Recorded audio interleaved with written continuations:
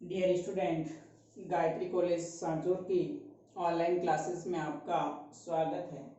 आज हम BSc part third के अंदर नेक्स्ट जो टॉपिक है पेप्टाइड्स उस पर डिस्कस करेंगे। इस पेप्टाइड टॉपिक में से भी एग्ज़ाम में छोटा या फिर सी पार्ट या बी पार्ट के अंदर बड़ा क्वेश्चन भी पूछा जाता है। अगर सिंपल ए पार्ट के अंदर सवाल पूछते हैं तो पेप्टाइड क्या होते हैं या फिर पेप्टाइड बंध क्या होता है इसके बारे में पूछा जाता है। सी पार्ट के अंदर एक बार सवाल पूछा गया था कि पेप्टाइड का ठोस प्रावस्था संश्लेषण क्या होता है और ग्लाइसिन तथा एलानिन द्वारा एक डाइपेप्टाइड बनाइए। ये सी पार्ट के अंदर सवाल पूछा गया था, सॉलिड फेज पेप्टाइड सिंथेसिस। तो यहाँ हम आज डिस्कस करेंगे पेप्टाइड। अगर सवाल पूछा जाए तो आपको किस तरह से उसका आंसर लिखना है।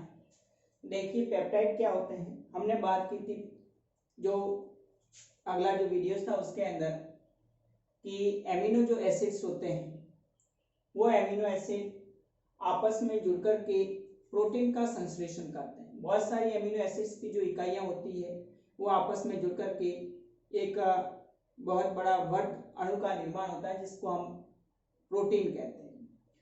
तो जो एमिनो एसिड से उसकी जो इकाइयाँ होती है एमिनो एसिड की वो परस्पर जिस बंध के द्वारा जुड़ी हुई होती है उस बंध को हम पेप्टाइड बंध कहा जाता है। तो यहाँ पर देखिए जो पेप्टाइड बॉन्ड होता है, जैसे एक एमिनो एसिड है उसका COH समूह और दूसरा एमिनो एसिड है उसका NH2 समूह। प्रत्येक एमिनो एसिड के अंदर अपन ने बात की थी बीच में कायरल सेंटर होता है, एक NH2 समूह होता है, एक COH समूह होता है, हाइड्रोजन होता है, उसके साथ में एल्काइल समूह जुड़ा हुआ होता है। तो एक एमिनो एसिड का COH ग्रुप और दूसरे एमिनो एसिड का NH2 ग्रुप वो परस्पर आपस में क्रिया करके यहाँ से एक अणु H2O का बाहर निकाल देते हैं और C double bond O NH carbon और नाइट्रोजन के बीच में बंध बन जाता है। इस प्रकार से जो CO तथा NH के बीच में ये बंध बनता है, इस बंध को क्या कहा जाता है? पेप्टाइड बॉन्ड कहा जाता है। तो पेप्टाइड बंध क्या है? एक एमिनो एसिड का COH समूह दूसरे एमिनो एसिड का NH2 समूह परस्पर अंतर क्रिया करके जिस बंध का निर्माण करते हैं उस बंध को पेप्टाइड बंध कहा जाता है। तो यहाँ पर जब दो एमिनो एसिड आपस में जुड़ेंगे तो डाइपेप्टाइड बनेगा, तीन एमिनो एसिड जुड़ेंगे तो ट्राइपेप्टाइड बनेगा, चार एमिनो एसिड जुड़ेंगे तो टेट्रा। इस तरह से बहुत सारे जब एमिनो एसिड की इकाई आपस में जुड़ती जाएगी तो उसको हम पॉलीपेप्टाइड कहा जाता है। तो यहाँ पर अगर एग्जाम में सवाल पूछे कि पेप्टाइड बंध क्या होता है तो आप सिंपल लिख सकते हैं कि दो या दो से अधिक एमिनो अम्ल परस्पर जिस बंध से जुड़कर प्रोटीन का निर्माण करते हैं उसे पेप्टाइड बंध कहते हैं। एक एमिनो अम्ल का COH समूह COH ग्रुप यानी कार्बोक्सिलिक समूह होता है तथा दूसरा एमिनो एसिड का NH2 समूह के साथ में परस्पर अंतर क्रिया कर पेप्टाइड बंध का निर्माण करते हैं। देखिए एक एमिनो एसिड है उसका COH समूह और दूसरा एमिनो एसिड है उसका NH2 समूह परस्पर अंतर क्रिया करके एक H2 मॉलिक्यूल निकाल देंगे और ये जिस बंध से आपस में जुड़े हुए होते हैं तो इस बंध को हम पेप्टाइड बंध कहा जाता है। तो सिंपल जो सामान्य संरचना होती है पेप्टाइड बंध की उसको अपन इस तरह से रिप्रेजेंट करते हैं, C डबल बॉन्ड को N और H। तो ये जो बॉन्ड होता है इस बॉन्ड को हम क्या कहते हैं? पेप्टाइड बंध कहा जाता है।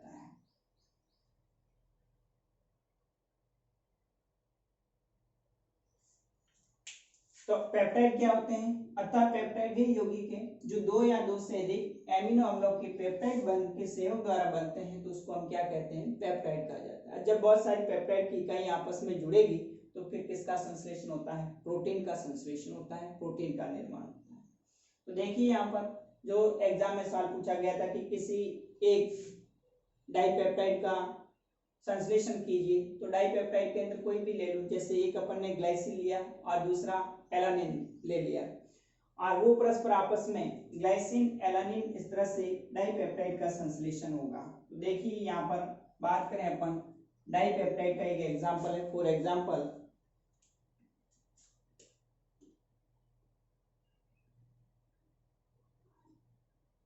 डाइपेप्टाइड, एक एमिनो एसिड है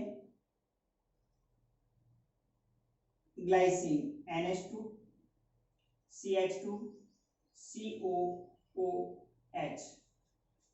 प्लस दूसरा एमिनो एसिड है एलानिन लेते हैं अपन, तो इसका NH2 समूह CH CH3 COOH, तो ये है ग्लाइसिन। और दूसरा एमिनो एसिड है एलानिन। ये ग्लाइसिन और एलानिन परस्पर एक H2O अणु बाहर निकल जाएगा और NH2 CH2 C double bond O NH CH CH3 COOH, इस प्रकार से बना डाइपेप्टाइड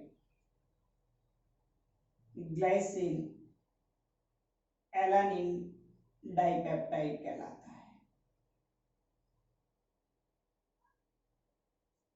तो इस प्रकार से एक एमिनो एसिड और दूसरा एमिनो एसिड, एक एमिनो एसिड का COH समूह और दूसरे एमिनो एसिड का NH2 समूह अंतर क्रिया करके एक H2O निकाल देता है। ग्लाइसिन का OH और एलानिन का एक NH2 में से हाइड्रोजन परमाणु H2O के रूप में निकल जाएगा, तो NH2 CH2 C double bond ONH, यहाँ पर ये डाइपेप्टाइड, ये पेप्टाइड बॉन्ड बन जाएगा CONH CH CH3 COH। इस प्रकार से यहाँ पर ये डाइपेप्टाइड का एग्जांपल हो गया ग्लाइसिन एलानिन डाइपेप्टाइड। तो यहाँ पर पाठ्यक्रम पेप्टाइड के अंदर दो टर्मिनल्स होते हैं, एक NH2 समूह होता है जिसको N टर्मिनल कहा जाता है, एक सिरे पर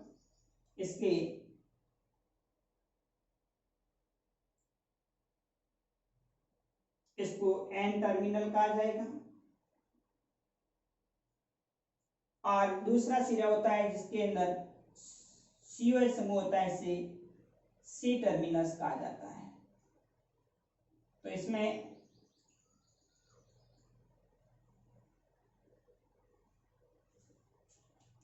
दो एंड सिरे होते हैं, एक है NH2 समूह का और दूसरा COH समूह का।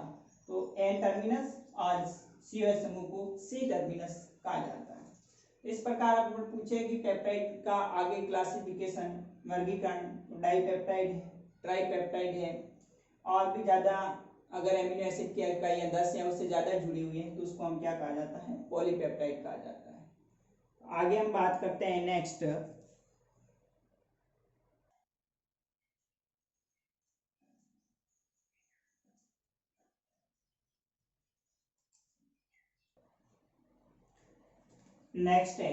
N group analysis. जो पेप्टाइड्स होते हैं उसके अंदर अंतिम समूह विश्लेषण, एन ग्रुप एनालिसिस क्या होता है और कैसे किया जाता है। तो अभी अपन ने बात की थी कि एमिनो जो पेप्टाइड्स होते हैं डाइपेप्टाइड या ट्राइपेप्टाइड, उसके अंदर दो टर्मिनस होते हैं, एक एन टर्मिनस होता है और दूसरा COH टर्मिनस होता है। जैसे यहाँ पर बात करें एलानिन ग्लाइसिन डाइपेप्टाइड है, इसका एक ये वाला जो कि NH2 है ये एन टर्मिनस होता है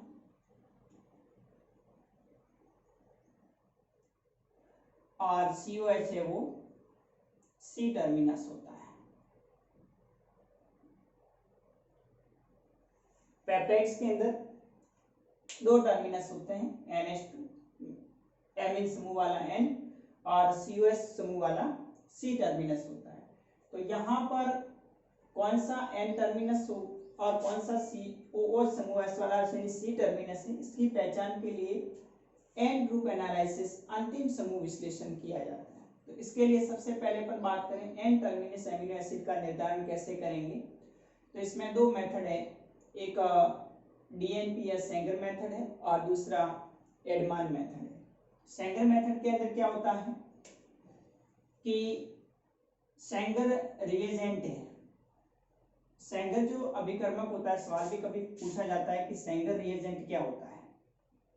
सेंगर रिएजेंट, सेंगर अभिकर्मक होता है 1 फ्लोरो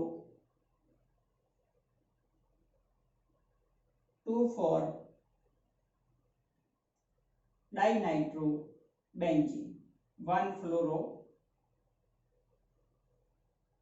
2,4 डाइनाइट्रो बेंजीन, इसको कहा जाता है सेंगर अभिकर्मक। तो यहाँ पर हम सेंगर मेथड यानी सेंगर रिएजेंट के साथ में एक डाइपेप्टाइड ले रहे हैं, एलानिन ग्लाइसिन की अभिक्रिया करवाते हैं दुर्बल क्षार सोडियम बाइकार्बोनेट की प्रेजेंस में। तो क्या होता है कि यहाँ से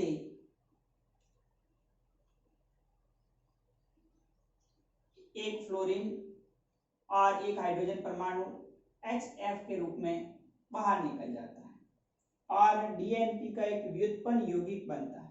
डाइनाइट्रोफेनिल का एक डाइपेप्टाइड व्युत्पन्न यौगिक बनेगा। फिर इसका अम्लीय जल अपघटन करवाते हैं। तो अम्लीय जल अपघटन करवाने पर बॉन्ड क्लीवेज होता है और DNP का पीला व्युत्पन्न डाइनाइट्रोफेनिल जो पेप्टाइड है उसका येलो डेरिवेटिव्स बनता है।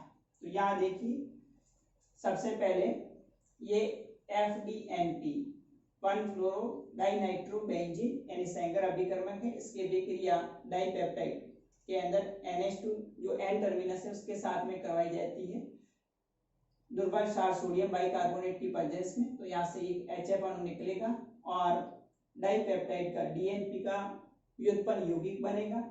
फिर आगे इसका अम्लीय जल अपघटन करवाया जाएगा। तो यहाँ से NaCH3COOL प्लस एक जो कि एमिनो एसिड का दूसरा ग्लाइसिन अणु है वो अलग हो जाएगा। यहाँ जो DNP पीला व्युत्पन्न बनता है जिसमें N टर्मिनस के साथ में अभिक्रिया हुई है, यहाँ पर N टर्मिनस था वो इस सेंगर अभिकर्मक के साथ में जुड़ गया। तो ये डाइनाइट्रोफेनिल जो डाइपेप्टाइड उसका पीला व्युत्पन्न का जो ये कंपाउंड बनता है, इसका आगे हम TLC जो होती है थिन लेयर क्रोमेटोग्राफी,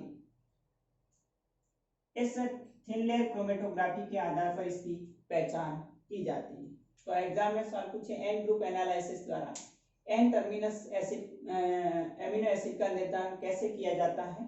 तो इसके लिए दो मेथड है। अगर पूछा जाए कि सेंगर मेथड पूछा जाए या फिर DNP मेथड पूछा जाए तो इसमें आपको इस सेंगर अभिकर्मक की अभिक्रिया डाइपेप्टाइड के N टर्मिनस के साथ में करवानी सोडियम बाइकार्बोनेट की प्रेजेंस में। तो पहले ये DNP का डाइपेप्टाइड येलो पीला कलर का व्युत्पन्न कंपाउंड बनेगा, आगे उसका एसिडिक हाइड्रोलाइसिस करवाएंगे तो फिर वापस DNP का जो पीला व्युत्पन्न कंपाउंड है वो अलग हो जाएगा प्लस एक एमिनो एसिड है वो अलग हो जाता है। तो इस प्रकार से प्राप्त जो DNP पीला व्युत्पन्न इसका थिन लेयर क्रोमेटोग्राफी के आधार पर इसकी पहचान की जाती है। अब नेक्स्ट हम बात करें एडमान method.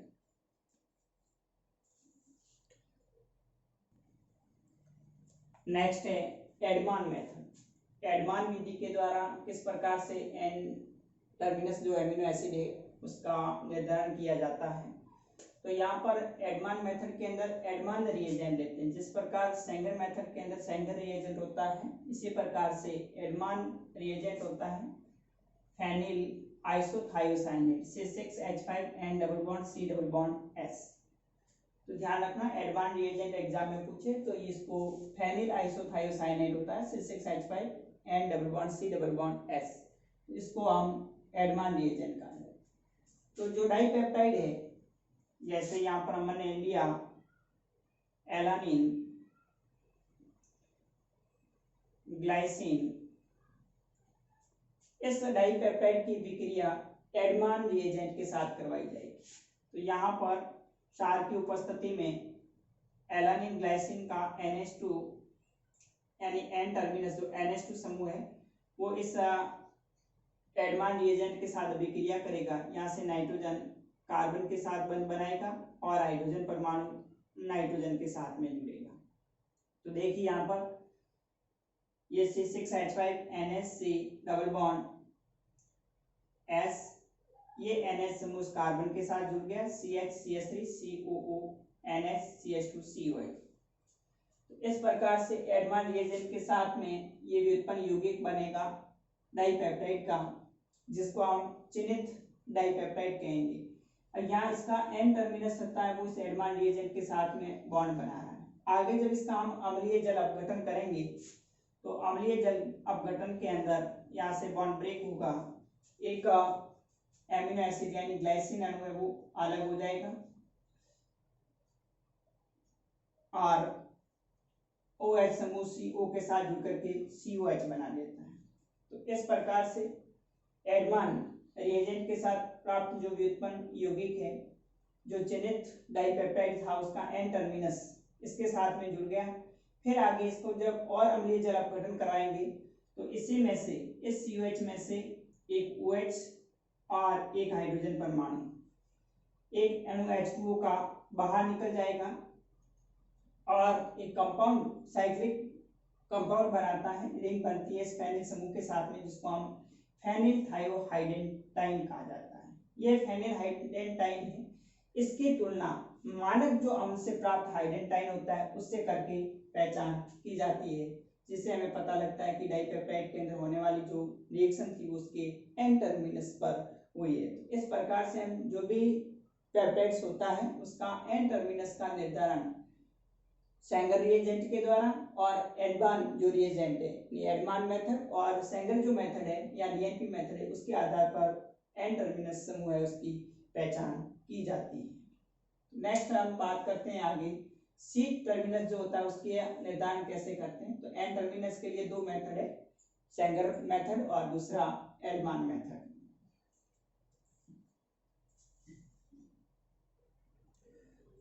C terminus amino acid के निर्धारण के अंदर हाइड्रोजनीकरण किया जाता है, हाइड्रोजिनेशन। जैसे यहाँ आपने डाइपेप्टाइड लिया है या फिर ट्राइपेप्टाइड है, उसकी विक्रिया हाइड्रोजन NH2 के साथ करवाई जाती है 100 डिग्री सेंटीग्रेड ताप पर। तो जहां इसका C डबल बॉन्ड O था वहां बॉन्ड ब्रेक होगा और इस CO के साथ में NH2 समूह जुड़ जाएगा। एक हाइड्रोजन परमाणु नाइट्रोजन के साथ जुड़ करके एक एमिनो एसिड जो ग्लाइसिन है NH2 CH2 COH अलग हो जाता है, दूसरा एलानिल हाइड्रोजाइड बनाता है।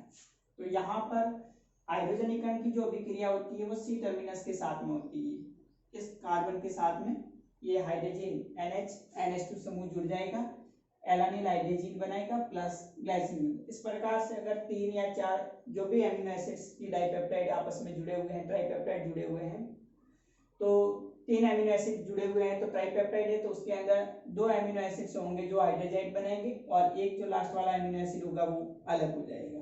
तो इस प्रकार से जो प्राप्त एमिनो एसिड है और उसके जो हाइड्रोजाइड व्युत्पन्न होते हैं उनको हम कॉलम क्रोमेटोग्राफी में प्रोवाइड करते हैं। तो जो हाइड्रोजाइड वाले व्युत्पन्न यौगिक होते हैं वो उसका अधिशोषण होता है वो अधिक होता है, जबकि दूसरे वाला जो एमिनो एसिड है उसका अधिशोषण कम होता है। तो कम अधिशोषण वाला एमिनो एसिड है वो पहले नीचे आ जाएगा, जिसको हम अलग करके उसकी क्या कर लेते हैं, पहचान कर ली जाती है।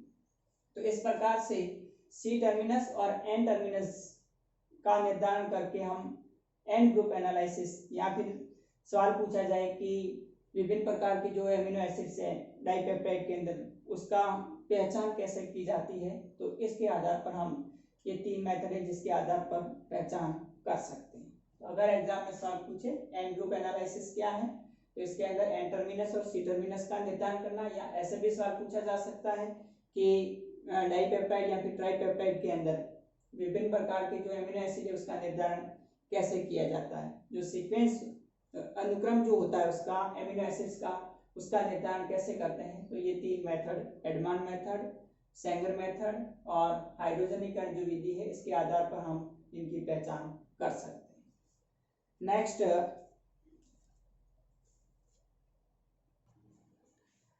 Next solid phase peptide synthesis क्या होता है, इंपॉर्टेंट है, कई बार एग्जाम में सवाल पूछ रखा है। सॉलिड फेज पेप्टाइड सिंथेसिस, ठोस प्रावस्था पेप्टाइड संश्लेषण क्या है। तो ये 5 पदों के अंदर संपन्न होता है। 5 स्टेप्स रिएक्शन है। सबसे पहले स्टेप में प्रोटेक्शन ऑफ एमिनो ग्रुप, सबसे पहले जो एमिनो एसिड है उसके NH2 समूह का प्रोटेक्शन करते हैं, रक्षित करते हैं, किसके द्वारा?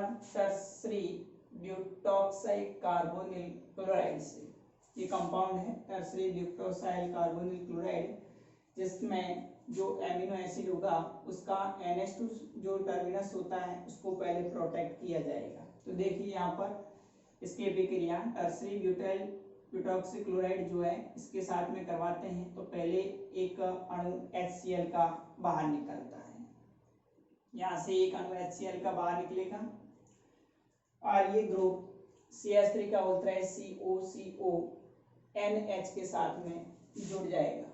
तो इस प्रकार से जो एमिनो एसिड था वो प्रोटेक्ट हो गया, रक्षित हो गया। उसका जो एन टर्मिनस था वो इस टर्सरी ब्यूटॉक्साइड कार्बोनिल क्लोराइड के साथ में प्रोटेक्ट कर दिया। नेक्स्ट दूसरे स्टेप में addition of insoluble resin to C terminus. अब हम क्या करेंगे, इसके साथ का जो सी टर्मिनस है, COH जो टर्मिनस है, इस सी टर्मिनस को हम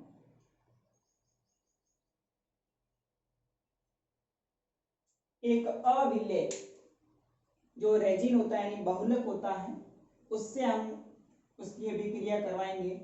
तो यहाँ पर देखिए रेजिन के रूप में हम ले रहे हैं ClCH2 से 6H5 और यहाँ से ऐसे बना करके, मतलब एक बहुत बड़ा पॉलीमर होता है, ये बहुलक होता है।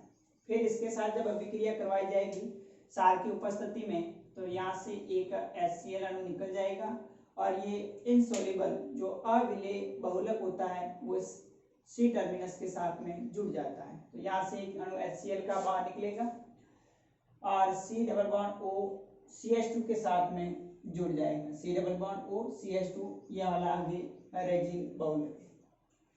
उसके बाद में तीसरी स्टेप में रिमूवल ऑफ प्रोटेक्शन ग्रुप, जो हमने प्रोटेक्ट किया था एन टर्मिनस को, उसका वापस क्या करते हैं, रिमूव करेंगे, उसका पृथक्करण करेंगे CF3COH या फिर CH2Cl2 की प्रेजेंस में। तो यहाँ पर आगे देखिए ये जो प्रोटेक्टिंग ग्रुप था, जब इसको CF3 ट्राइफ्लोरोएसिटिक एसिड है CF3COH की उपस्थिति में अभिक्रिया होगी तो यहाँ से वापस बॉन्ड क्लीवेज होगा और OH समूह इसके साथ में जुड़ जाएगा। हाइड्रोजन परमाणु NH के साथ में जुड़ करके NH2 CH CH3 COO CH2 family ring आगे रेजिन एमिनो रेजिन एस्टर बनता है। यहाँ पर देखिए NH2 CH CH3 COO CH2 है, तो यहाँ पर एमिनो रेजिन एस्टर बनेगा और वापस ये जो अपन ने लिया था CH3 का COCOCl है वो अलग हो जाएगा। उसके बाद में नेक्स्ट फोर्थ स्टेप के अंदर जो एमिनो रेजिन एस्टर है उसकी अभिक्रिया सेकेंड प्रोटेक्टिंग जो ग्रुप है एमिनो एसिड का, तो उसकी अभिक्रिया हम DCC डाइक्लोरोहेक्साइल कार्बोडिमाइड इसके साथ में करवाई जाएगी। तो यहाँ पर पहले ये एमिनो रेजिन एस्टर है, इसकी अभिक्रिया वापस दूसरा अणु एमिनो एसिड का लेंगे जो कि प्रोटेक्ट किया हुआ है। ये प्रोटेक्टेड ग्लाइसिन मॉलिक्यूल है जिसके साथ DCC की प्रेजेंस में डाइक्लोरोहेक्साइल कार्बोडाइमाइड है, उसके उपस्थिति में अभिक्रिया करवाई जाएगी। तो यहाँ पर देखिए नेक्स्ट क्या होता है कि ये जो OH है वो इस के NH2 में से एक हाइड्रोजन को लेकर के H2O के रूप में अलग हो जाता है और ये वाला जो CH3 का होता है CONH CH2 C double bond O group इस NH के साथ में जुड़ जाएगा। पूरा ये श्रृंखला एक पॉलीमर बन जाएगा। उसके बाद में फिर फिफ्थ स्टेप में वापस जो प्रोटेक्टिंग ग्रुप था ये वाला जो जुड़ा हुआ है, इस प्रोटेक्टिंग ग्रुप को वापस ट्राइफ्लोरोएसिटिक एसिड की प्रेजेंस में क्या करेंगे, रिमूवल करेंगे। तो फिर नेक्स्ट यहाँ पर CF3COH की उपस्थिति में जब रिएक्शन होगी तो यहाँ से ये प्रोटेक्टिंग ग्रुप अलग हो जाएगा। NH2 CH2CO NH CH CH3COO CH2 आगे बेंजीन रिंग है, फेनिल रिंग और रेजिन। तो इस प्रकार से ये जो प्रोटेक्टिंग ग्रुप था इसको रिमूव कर दिया। रिमूव करने के बाद फिर आगे इसकी विक्रिया HBr के साथ इनसॉल्युबल जो रेजिन है इसके साथ में जुड़ा हुआ उसको क्या करते हैं, रिमूव करते हैं। HBr की उपस्थिति में विक्रिया करवाएंगे तो यहाँ से बॉन्ड क्लीवेज होगा और NH2CH2CO NH CH3COOH यानी ये जो एलानिल ग्लाइसिन है इसका डाइपेप्टाइड प्राप्त होगा प्लस जो कि अपना इनसॉल्युबल रेजिन था वो पृथक हो जाएगा। इस प्रकार से हम सॉलिड फेज पेप्टाइड सिंथेसिस के द्वारा भी जिस पेप्टाइड का हमें संश्लेषण करना है उस डाइपेप्टाइड या फिर ट्राइपेप्टाइड है संश्लेषण कर सकते हैं। इसलिए ये मेथड सॉलिड फेज जो पेप्टाइड सिंथेसिस होता है वो बहुत ही इम्पोर्टेंट है, क्योंकि इसमें हम जैसा चाहे वैसा डाइपेप्टाइड का फॉर्मेशन कर सकते हैं। ये विधि बहुत ही उत्तम है क्योंकि इसमें समय भी बहुत कम लगता है, कम समय में पूर्ण हो जाती है और उच्च लब्धि युक्त उत्पाद प्राप्त होता है और उत्पाद पूर्ण रूप से शुद्ध होता है। इस तकनीक को विकसित करने के कारण मैरी फील्ड को 1964 के अंदर नोबेल प्राइज भी दिया गया। 16 मैरी फील्ड जो एक साइंटिस्ट था उनको इसके लिए नोबेल प्राइज मिला है। तो ये बहुत कम समय में पूर्ण होती है और शुद्ध प्योर हमें डाइपेप्टाइड है उसका संश्लेषण कर सकते हैं। इस कारण से ये सवाल हर बार एग्जाम में पूछा जाता है, तो आप इसको 5 मेथड के आधार पर डाइपेप्टाइड का संश्लेषण कर सकते हैं। बस इतना ही। पेप्टाइड के अंदर जो सवाल पूछा जाएगा वो मैंने बता दिया। पेप्टाइड बॉन्ड क्या होता है, छोटा सवाल पूछे, या पेप्टाइड क्या होते हैं परिभाषा पूछ सकते हैं, या फिर C टर्मिनस और N टर्मिनस जो होते हैं डाइपेप्टाइड उसका निर्धारण कैसे किया जाता है, इससे भी सवाल पूछ सकते हैं। या फिर जो सवाल पूछा जाएगा वो है सॉलिड फेज पेप्टाइड सिंथेसिस क्या होता है। तो इस पेप्टाइड में से जो इम्पोर्टेंट है वो आप एक बार इसको पढ़ लेना। आगे में नेक्स्ट जो प्रोटीन्स है उस पर अगले वीडियोस में डिस्कस करेंगे। Okay, thank you.